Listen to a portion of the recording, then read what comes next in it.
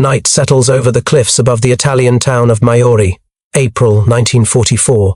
The air is cold enough to cling to breath. A thin moon hangs over the Amalfi coastline, cutting silver lines across the surf as it breaks against the rocks below. German sentries from the 94th Infantry Division stand along the ridge scanning the darkness. They hear nothing, yet every man feels the same pressure in his chest, an unease carried like a weight in the air. Down the slope, shadows move with controlled precision. No shouted orders, no metallic clatter, just disciplined motion. The US Army Rangers advance in small, silent teams, boots landing on stone with practiced balance. Each man knows exactly where to place his weapon, hands, and feet. Their climb is slow, deliberate, almost predatory. A German private adjusts his helmet and leans forward, sensing something but seeing nothing. A second later, a shape emerges from the darkness. Close, impossibly close. The first suppressed shot breaks the stillness, followed by another, and then the ridge erupts in sudden violence. The Germans fire back blindly, realizing too late that the attackers are not regular infantry, but the same unit whose reputation has been spreading from Tunisia to Sicily. A reputation that now requires understanding before the war widens further. The US Army Rangers did not emerge as a fully formed elite force. They were born out of urgency, imitation, and necessity. In 1942, as the United States entered the global conflict at full scale, its military command faced a reality it could not ignore. The Axis powers fielded shock troops, specialized infiltration units, and hardened light infantry formations shaped by years of combat experience. The American army, still growing, needed a force capable of matching and surpassing that capability, a force able to strike where traditional infantry could not. The British had already developed their commandos, shaped by coastal raids and night assaults against German-held positions in Norway and France. American observers watched closely. Major William Orlando Darby, young and analytically minded, understood that the US needed a parallel formation. Fast, flexible, unbound by traditional doctrine. In June 1942, the 1st Ranger Battalion was formed in Scotland. Their training began immediately with the British commandos on the rugged cliffs, freezing beaches, and wind-carved hills of Achnacarry. Every element of Ranger training had a clear purpose. Rope climbs under live fire, forced marches in uneven terrain, amphibious insertion under sleep deprivation, demolition handling in darkness. The cycle stripped away hesitation and replaced it with steadiness. Darby's standard was absolute, volunteers only, but every volunteer had to endure the harshest physical and mental conditioning the US Army had attempted to that point. This emerging discipline did not go unnoticed by Allied intelligence. Reports circulated that German units, especially those fortified along coasts or mountain passes, showed heightened alertness after commando-style raids. The British had proven the psychological value of small, targeted operations, raids that disrupted the enemy's sense of security. The Rangers were shaped to carry that same effect into American operations. By late 1942, the first real test came in North Africa. Operation Torch brought the 1st Ranger Battalion into direct combat against Vichy French forces and, soon after, against elements of the Afrika Korps. The Rangers began to demonstrate the exact traits that would distinguish them from normal infantry: speed, silence, and precision. They struck at night, climbed steep approaches considered impassable, and penetrated defensive lines before the enemy fully understood their presence. German units fighting across Algeria and Tunisia started reporting these attacks through small intelligence channels. Initial references were scattered, notes about American assault groups or raiding teams with commando characteristics. The German command structure was meticulous with threat classification, and they were quick to evaluate any formation that deviated from conventional behavior. Early assessments suggested that these new American troops operated with an aggression not yet typical of US infantry divisions arriving overseas. As 1943 progressed and the Rangers expanded, new battalions formed, including the 3rd and 4th, building on the combat lessons from Tunisia. Their internal culture intensified. Junior leaders were expected to make rapid decisions without waiting for direct orders. Teams rehearsed raids until movements became reflex. Demolitions crews perfected the removal of obstacles under fire. Marksmen trained for close-quarters precision.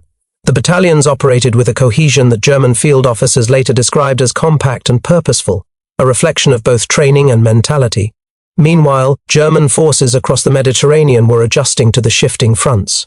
After the defeat in Tunisia, German High Command reinforced Italy, preparing to delay Allied advances up the peninsula. Mountain passes, coastal towns, and ancient fortifications became defensive strongpoints. But these were exactly the environments suited for ranger operations. Where conventional infantry struggled with vertical terrain or narrow defiles, rangers turned those landscapes into tactical advantages. Before long, German reports began to use a single term consistently: ranger. The name carried weight because it indicated an adversary trained not only for combat, but for calculated disruption. German officers valued predictability. The Rangers denied them that. They infiltrated lines at night, appeared on flanks thought secure, and removed key defensive positions with minimal noise. By the time the Italian campaign fully unfolded, the Ranger reputation had already begun spreading through German units at the battalion and regimental level. Whispered accounts from survivors and frontline observers described operations conducted with unusual calm and determination. The psychological effect grew long before the large battles that would later define their wartime identity. That growing perception, shaped by training, early raids, and the behavior of these American volunteers, set the stage for the broader developments unfolding across the Mediterranean. Each engagement added another piece to the German understanding of who the Rangers were and why they represented an emerging threat.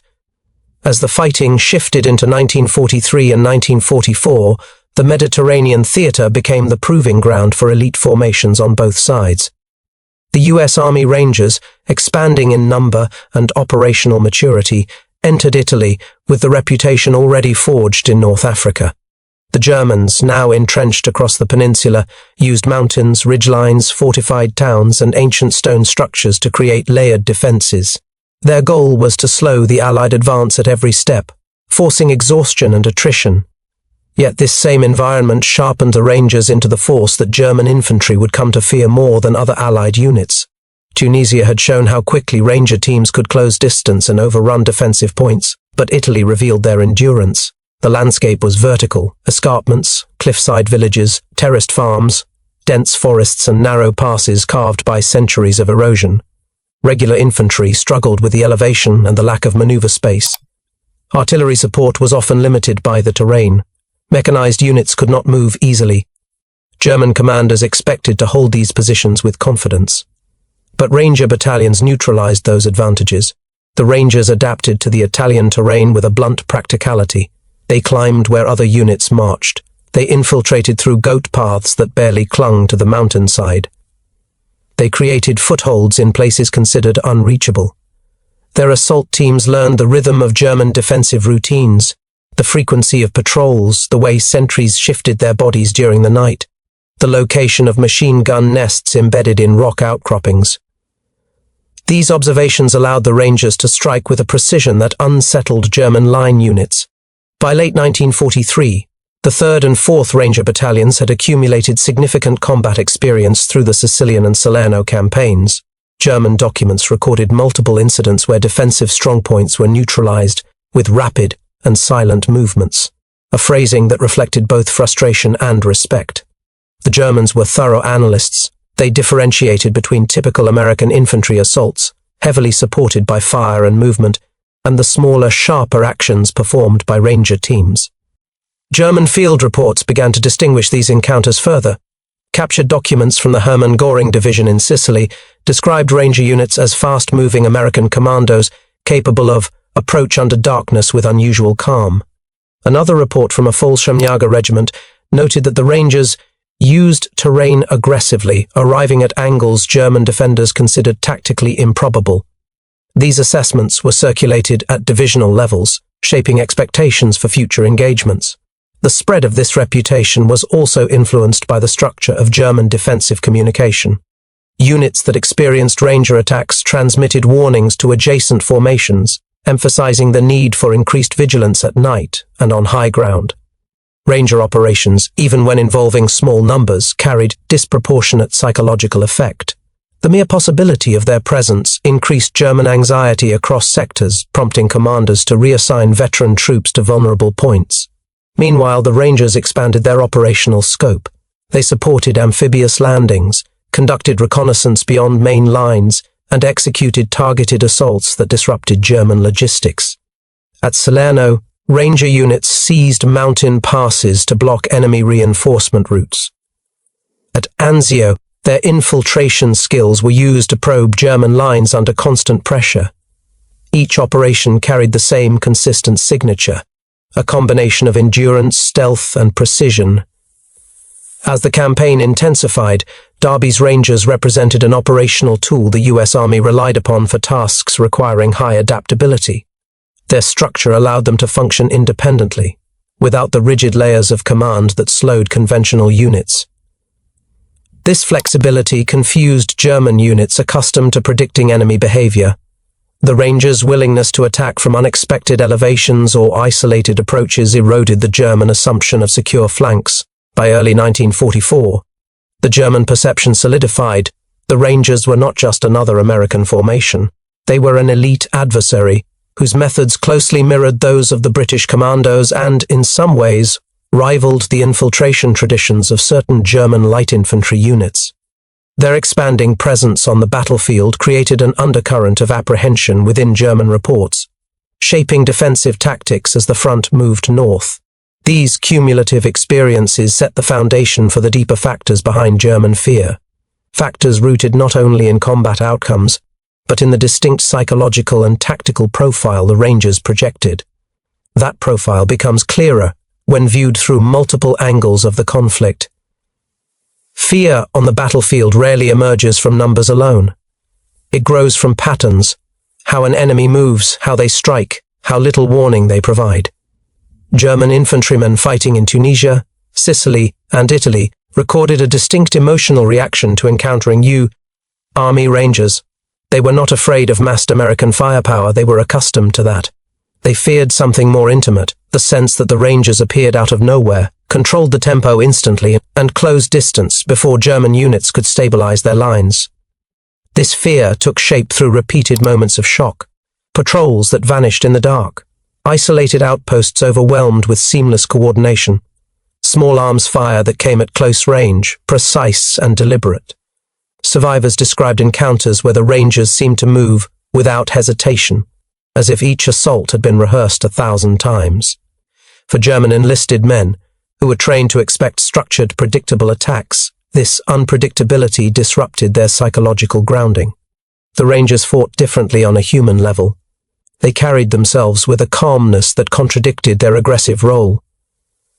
Their discipline translated into movements that lacked the noise, confusion, or hesitation common in inexperienced troops.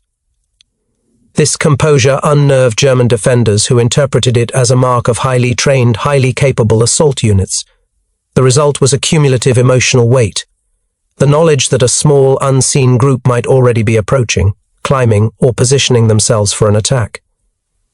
The Rangers became, in German perception, the embodiment of the silent threat, something that could not be tracked by conventional expectations. That quiet pressure followed German units from one sector to another, influencing how they interpreted every rustle of brush or shift of shadow. It set the psychological stage for the tactical fear that would deepen with each new confrontation. German field officers were trained to assess enemy behavior with precision. Their reports on the Rangers consistently emphasized the same traits: speed, infiltration, terrain mastery, and decisive opening actions. Unlike regular infantry, the Rangers operated in small, cohesive elements designed to exploit weak points rather than contest strong ones. They advanced through terrain at a pace that outstripped German predictions, often arriving hours earlier than expected, creating disruptions in timing that threw defensive plans off balance. Their tactical advantage came from deliberate practices. Rangers rehearsed assaults on cliffs, ridges, and fortified structures until every step became muscle memory. They frequently approached from angles the Germans considered improbable, which allowed them to bypass fixed defenses and strike machine gun nests or observation posts from blind sides. German units accustomed to frontal attacks found themselves hit from elevations they believed too steep or from flanking paths they had not covered. Ranger assault teams also demonstrated exceptional synchronization. Their movements flowed with a clarity that conveyed internal communication without relying on shouted commands. Fire teams shifted positions with minimal exposure, setting fields of fire that collapsed German resistance points before counteractions could form. In engagements around Salerno and Anzio, Ranger units repeatedly advanced faster than the Germans could reposition reserves.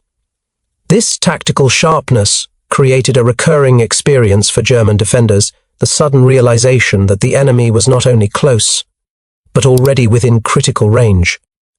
The Rangers' talent for dictating the moment of contact gave them a tactical dominance that transcended their limited numbers. It was this ability to seize initiative instantly and deny it just as quickly that convinced many German officers that these troops represented a threat beyond normal American formations. At the core of the Rangers' effectiveness was leadership that broke from traditional American norms. Major William O. Darby established a command culture based on initiative, adaptability, and shared responsibility. Ranger officers and NCOs were expected to act independently, interpret battlefield conditions rapidly, and execute without waiting for layers of approval. This decentralized approach was unusual in U.S. units of the era, but it created a force capable of fluidly adjusting to changing situations. German leadership, though efficient, operated within a more rigid hierarchy. Orders flowed downward with precision, but flexibility at the lower levels varied widely between units. This difference became stark in direct engagements. Ranger platoon leaders improvised routes, adjusted timing, and redirected fire on the fly. German defenders observing these behaviors noted a quickness of command decisions that contrasted with their own structural tempo. The leadership style extended to training. Ranger officers led from the front, setting standards through personal example. They climbed the same cliffs, carried the same loads, and endured the same exhaustion as their men. This created a cohesion absent in many other formations. German units encountering Rangers sensed this unity in the way they maneuvered. No visible confusion, no shouting across ranks, no breakdown in coordination. German assessments often credited Ranger leadership as a core source of the unit's danger. They recognized that the Rangers' tactical agility stemmed directly from leadership that empowered rapid adaptation. In environments like Sicily's hills or Italy's mountains, this flexible command model allowed the Rangers to respond instantly to terrain changes, enemy shifts, or unexpected obstacles. It made their actions appear effortless, even when executed under extreme pressure. This distinct leadership identity became a defining characteristic of Ranger operations, an identity that German commanders learned to consider carefully as the fronts tightened and the war's later phases drew near. The influence of human, tactical, and leadership factors created the initial layers of German fear. But deeper dimensions, technological skill, enemy perception, and the moral ethos of the Rangers formed the second half of the picture. The Rangers did not rely on superior weaponry. Their advantage came from mastery. German units respected firepower, but they feared opponents who understood how to apply weapons with precision under adverse conditions. Ranger training emphasized intimate familiarity with small arms, explosives, and specialized gear. Each man needed to operate his own weapon flawlessly and, if required, pick up and use the enemy's. Their demolitions expertise stood out. Ranger assault teams used explosives to breach walls, neutralize bunkers, and disable communication nodes with minimal waste. German positions designed to survive artillery fire could fall quickly when hit by carefully placed charges. The psychological effect of these rapid demolitions was lasting. Defensive structures once believed secure could be penetrated within minutes. Climbing equipment also expanded Ranger capabilities. Ropes, pitons, harnesses, and improvised anchors allowed them to scale cliffs and bluffs silently, often at night. German defenders rarely predicted vertical infiltration, assuming certain approaches were naturally protected by terrain itself. When Rangers appeared at the top of sheer slopes, it disrupted German confidence in natural geography as a defense. Their weapon handling during close-quarter engagements reinforced the perception of elite competence. Rangers moved through confined spaces, farmhouses, stone outbuildings, terraced walls, with controlled precision firing short, accurate bursts. German soldiers compared this to the smooth, steady actions of their own light infantry specialists. But unlike German units trained for alpine or infiltration operations, the Rangers combined this skill with a willingness to push aggressively forward, even when numbers were not in their favor. This technological proficiency gave the Rangers an efficiency that translated into fear. German troops understood that facing them meant encountering opponents who could climb, breach, and strike, with tools they controlled to near perfection. It was not the equipment itself, it was the disciplined knowledge behind it that made the Rangers stand out as a distinct and dangerous enemy. German field reports often revealed more about how the Rangers were perceived than raw battle outcomes could convey. The German military valued classification. They organized threats into categories based on capabilities, methods, and expected impact. By late 1943, the Rangers had earned a place on lists normally reserved for specialized European forces such as the British Commandos and certain elite Italian units. Captured German documents referenced Rangers as Angriffstruppen, attack troops, rather than standard infantry. The distinction mattered. Attack troops were expected to initiate movement aggressively, exploit weaknesses, and create chaos within defensive lines. This classification shaped training directives for German units operating in regions where Rangers were present. Sentries were instructed to double-check blind spots. Nighttime patrols were reinforced. Machine gun crews were trained to rotate firing arcs to cover approach angles that had been previously ignored. Memoirs from German officers published after the war added further clarity. They frequently described Ranger actions as sudden, uncomfortably close, and precise. Many noted that the Rangers' presence forced German platoon leaders to adopt a level of caution usually reserved for facing commandos or Fallschirmjäger. Rangers generated disproportionate tension because they introduced unpredictability into a system that relied on routine and order. The Germans also recognized that Ranger operations typically targeted key nodes, observation posts, communications hubs, and machine gun nests. This tactical prioritization disrupted command flow. When these positions fell, German units often found themselves unable to coordinate effectively. The resulting fragmentation amplified the perception of Ranger effectiveness, even when their numerical strength was small. This enemy-side perspective created a feedback loop. The more German soldiers talked about the Rangers, the more their reputation grew. The spread of such reputation across regimental lines intensified caution, increasing the psychological imprint of Ranger activity throughout the front. Behind the Rangers' tactical and psychological impact was a cultural element that German troops struggled to predict. Ranger volunteers came from a wide range of backgrounds and carried an identity anchored in initiative and resilience. They trained under conditions designed to eliminate hesitation and forge a mindset shaped by endurance. This produced soldiers who viewed difficult terrain, unfavorable conditions, and long odds not as deterrents, but as expected obstacles. The ethos of the unit, self-reliance, aggression, and decisiveness, generated a style of fighting that challenged German expectations of American troops. German doctrine assumed that U.S. forces excelled in firepower, logistics, and large-scale maneuvers. But the Rangers embodied something entirely different, precision-oriented. Small unit aggression carried out with determination. They moved confidently into environments that many regular units approached with caution. This stood in contrast to German preconceptions. German soldiers were taught to expect American strength in numbers, not in specialized small unit infiltration. When the Rangers consistently demonstrated willingness to climb obstacles, push through ambushed zones, and charge fortified points under harsh conditions, it created a cultural contrast that magnified their threat. Ranger culture also emphasized an unwavering commitment to completing the mission. Leaders and enlisted men shared hardships without distinction, same rations, same marches, same risks. This unity produced a cohesion visible in combat. German defenders often found it difficult to break Ranger assaults through psychological pressure or sudden counterattacks. The Rangers' persistence, even when under intense fire, conveyed a sense of inevitability. This moral dimension gave the Rangers a weight that extended beyond tactics. They carried themselves with the confidence of a formation that expected to be outnumbered and proceeded anyway. The Germans, who valued discipline but also acknowledged the importance of morale, recognized this as a mark of particularly dangerous opponents. These combined angles, equipment mastery, enemy side perception, and cultural resilience, shaped the layered fear German troops developed toward the Rangers. Each combat encounter added to this composite image, setting the stage for the defining confrontations, where this perception became fully realized.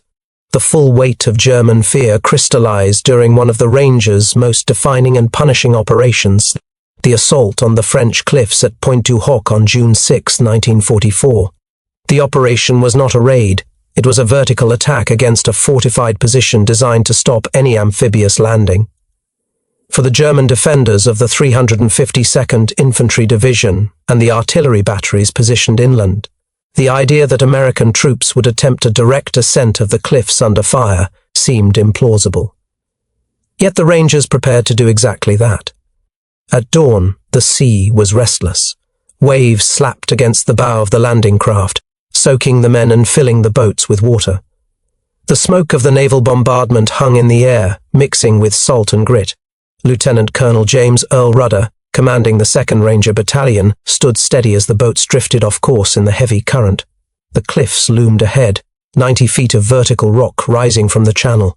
The Germans positioned above watched the approach, rifles ready, convinced the ascent itself would fail long before the Rangers reached the top. The first lifelines shot upward, grapnels launched by rocket-propelled ropes. Some failed, falling short, others caught on the shattered rock face.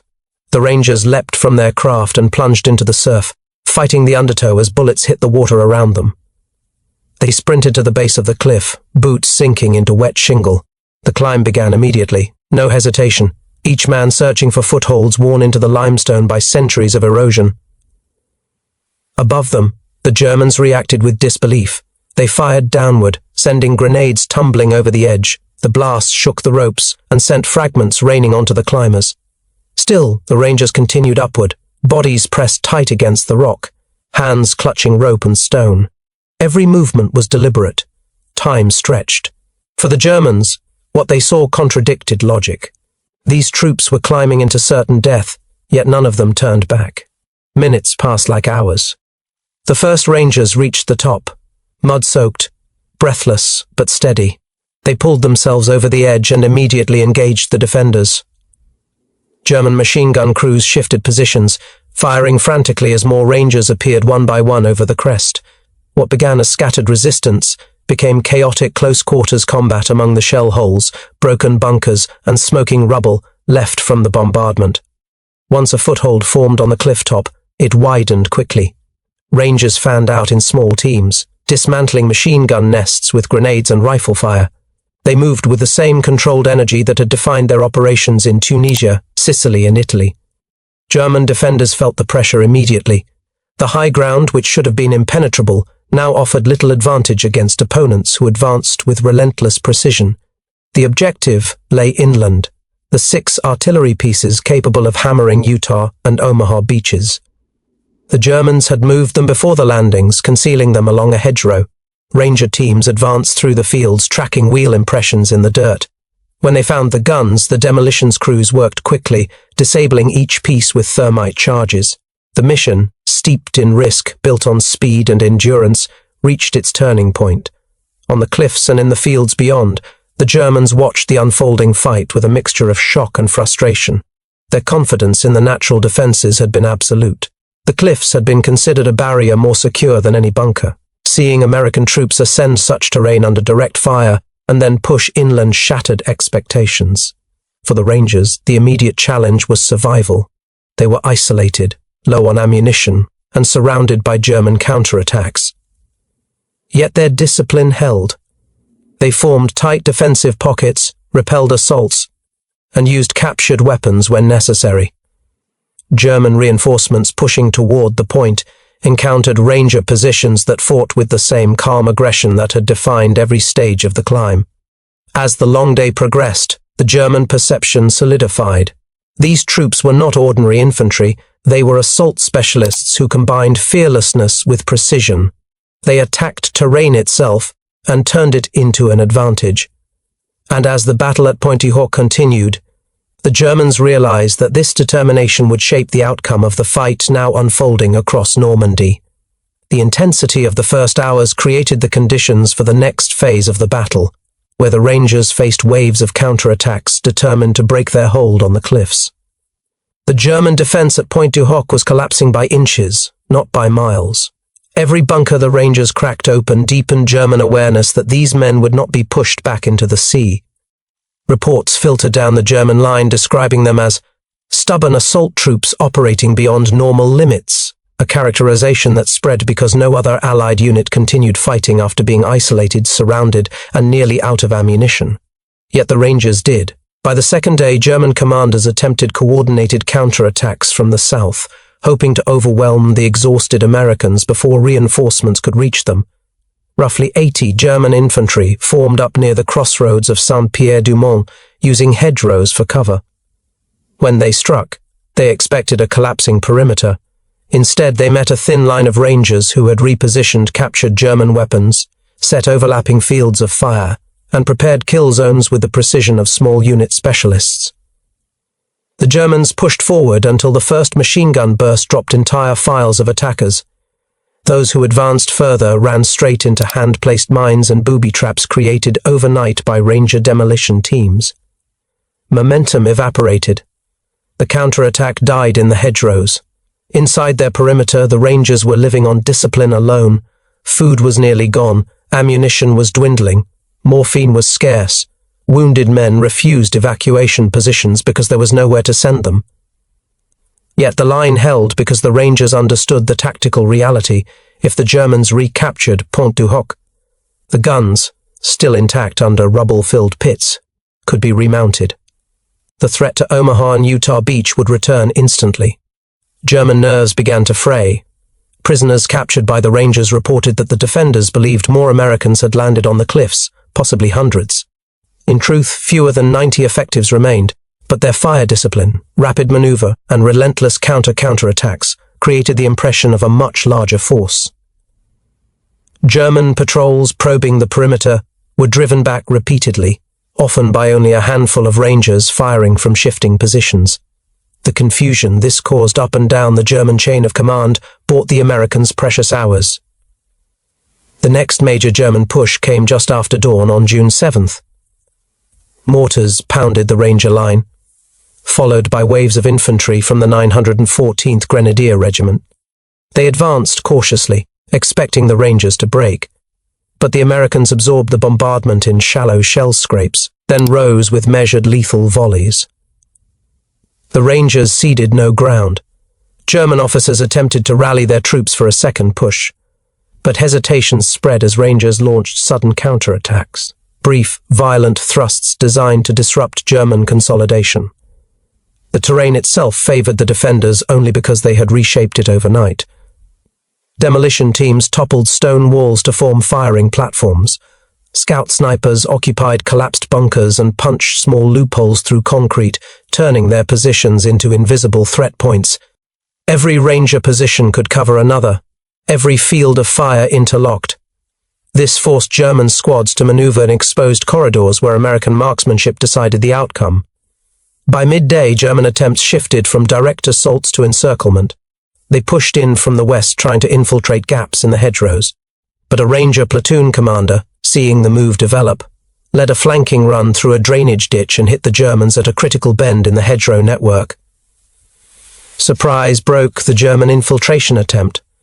That small, aggressive action prevented the perimeter from collapsing inward. Still, the Rangers were stretched to breaking. Ammunition was nearly gone.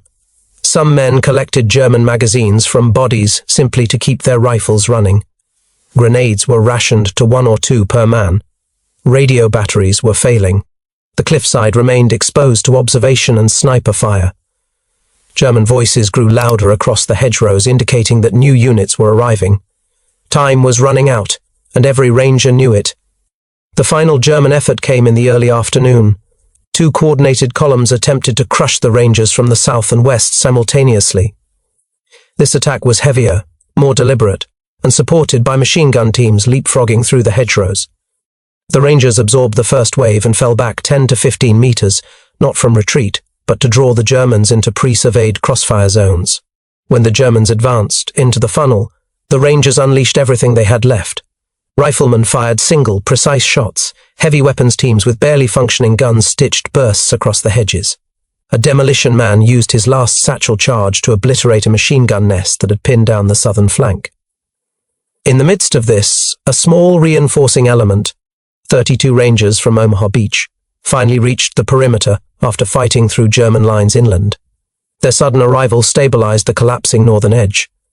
German resolve broke. Their attack dissolved into scattered withdrawals, some orderly, most hurried. The pressure on Pointe du Hoc lifted for the first time in nearly 30 hours. Though battered almost beyond recognition, the Rangers held the position. German units that regrouped further inland chose not to make another attempt, convinced larger American forces must now be present.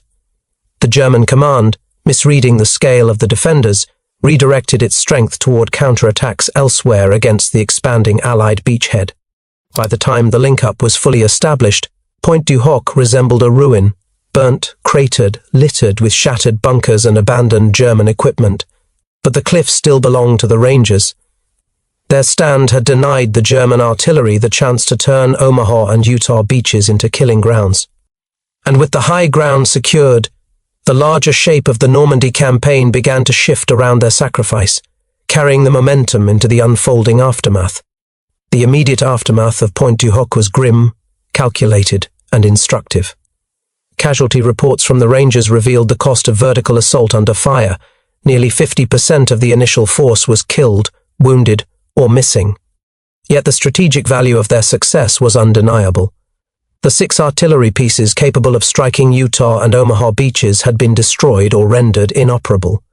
Naval commanders confirmed their firepower would no longer threaten the invasion force. The landing beaches were, for the moment, secure. German documentation reinforced the weight of the operation. Reports from the 352nd Infantry Division noted the unexpected resilience of American troops who, despite isolation and heavy bombardment, maintained control of the cliffs. Officers recorded in field diaries that the Ranger unit had resisted all conventional methods of suppression and demonstrated initiative and discipline beyond standard infantry expectations. This was not mere post-battle embellishment. Intelligence sections across German Corps headquarters quickly absorbed these accounts, updating tactical evaluations of American units. The Ranger designation was now a formalized marker of high threat. The psychological dimension was significant. German troops witnessing the attack, or hearing of its outcome, experienced heightened anxiety about potential Ranger activity elsewhere. The cumulative effect of these operations on the front lines contributed to defensive rigidity, as soldiers second-guessed which sectors could be infiltrated next. Units began fortifying points previously considered secure, diverting resources from other critical positions. In essence, Ranger action reshaped German defensive priorities without large-scale maneuvers. On the American side, the success cemented the reputation of the Army Rangers as shock troops capable of independent action. Commanders like Lieutenant Colonel Rudder were lauded for leadership under extreme conditions. Training manuals and post-operation reports emphasized lessons learned, the integration of specialized demolitions, the use of terrain for tactical advantage, and the execution of rapid coordinated assaults in complex environments. These lessons informed Ranger doctrine and would influence later operations in Europe. The aftermath also included a practical reassessment of casualty management. Medical personnel faced challenges in evacuating wounded down cliffs under intermittent fire. This spurred procedural adjustments in coordination between infantry, engineers, and naval support. Equipment evaluation followed a similar trajectory. Ropes, grapnels, and portable demolition charges were standardized and improved, ensuring that future operations could benefit from experience gained under extreme conditions. The wider operational impact was immediate. Omaha and Utah beaches remained in Allied hands, providing the critical foothold necessary to reinforce inland campaigns. The Germans, facing disrupted artillery capability and defensive disarray, were compelled to pull units from other sectors to fill gaps along the front, weakening their overall cohesion. Field intelligence summarized these effects with blunt accuracy. The Rangers, though small in number, amplified their strategic value exponentially. Through the lens of German reaction, the operation confirmed what had been emerging in North Africa and Italy. The US Army Rangers were feared not because of size, but because of efficiency, adaptability, and the ability to strike unexpectedly. Their reputation would continue to grow as engagements unfolded across Normandy and beyond, leaving a psychological imprint as enduring as any tangible battlefield gain. This foundation of operational, psychological, and strategic consequences naturally extended into a deeper exploration of post-battle shifts, organizational changes, and the long-term perception of Rangers in the broader conflict. Following the Pointe du Hoc assault, the US Army Rangers underwent rapid evaluation and restructuring. Commanders assessed casualty figures, logistical limitations, and operational efficiency. The losses were severe, but the outcome demonstrated the value of specialized, highly trained light infantry units. Lessons from the cliffs informed changes in Ranger organization. Smaller, flexible assault teams were reinforced with integrated demolition and communications specialists. Rotations were adjusted to maintain operational readiness despite high attrition. German reaction intensified the Rangers' legendary status. Field reports from units facing Rangers in Normandy described them as disproportionately capable and fear-inducing, noting their skill in seizing terrain, executing coordinated maneuvers, and surviving counterattacks that would overwhelm conventional forces. Abwehr intelligence and divisional assessments now included specific protocols for encountering Ranger units. Night patrols were doubled, defensive positions reinforced, and officers were instructed to anticipate infiltration rather than frontal assaults. The Rangers had achieved a psychological supremacy that persisted even where they were absent. Beyond immediate battlefields, Ranger operations influenced Allied strategy. Planners incorporated their capabilities into broader campaigns, using them to probe enemy defenses, neutralize key artillery, and establish footholds in fortified areas. Their experience in Pointe du Hoc demonstrated that elite, highly disciplined troops could achieve disproportionate effects relative to their numbers. This principle shaped not only the remainder of the Normandy campaign, but also subsequent operations in southern France and into Germany itself. German memoirs and post-war analyses reinforced the notion that the Rangers represented a distinct threat. Surviving officers reflected on the difficulty of containing small, agile units that attacked with initiative. They described unfamiliar ferocity and methodical persistence as qualities that distinguished Rangers from regular Allied infantry. The psychological impact on German troops was enduring. Apprehension persisted in sectors where Rangers were known to operate, influencing defensive deployments even months after individual engagements.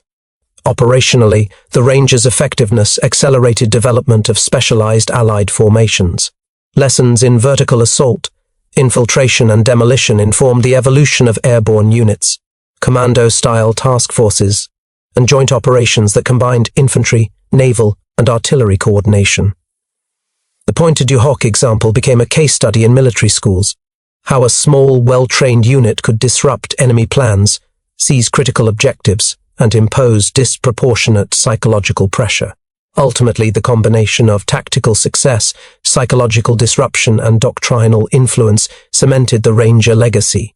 German soldiers feared them more than other Allied units not solely because of battlefield outcomes, but because of the cumulative impression of efficiency, resilience, and unpredictable aggression. Pointe du Hoc served as a definitive proof of concept. The Rangers' methods and ethos left a lasting imprint on both Allied planning and German defensive behavior, shaping the way the war was fought in the European theater. The fear German troops felt toward the US Army Rangers was not rooted in superstition or exaggeration. It was a direct consequence of disciplined training, strategic ingenuity, and relentless execution. From the cliffs of Pointe du Hoc to the ridges of Italy, the Rangers demonstrated that warfare was as much a contest of psychology and initiative as it was of numbers and firepower. Their presence forced enemies to reconsider assumptions about terrain, timing, and resilience. This perception of danger extended beyond individual battles. It shaped the defensive mindset of German units, influencing how positions were fortified, how patrols were conducted, and how forces were allocated across the front.